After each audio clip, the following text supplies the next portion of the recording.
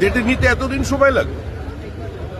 আর যখন তিনি বলেছিলেন যেখানে হিন্দুরা 30% আমরা 70% যখন চাইব তখন কেটে ভাগীরথীতে ভাসিয়ে দেব, তখন মুখ্যমন্ত্রী চুপ ছিলেন কেন?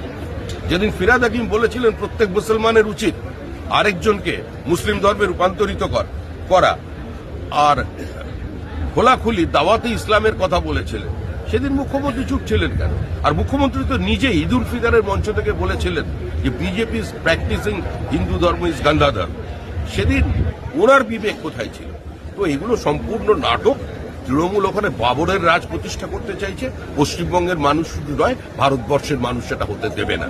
আর এটাই যদি চলে, যদি এখানে বাবরির রাজত্ব চলবে, তাহলে মনে রাখবেন আদিনা মসজিদ, যেটা আদিনাথের মন্দির ভেঙে তৈরি হয়েছিল, কাটরা মসজিদ অতীতে জানিয়ে বিতর্ক হয়েছিল, আবার তার কবর করা হবে। সেটা আমার মনে হয় না কোনো সুস্থ সমাজ সেটা কাছে সেটা কাম।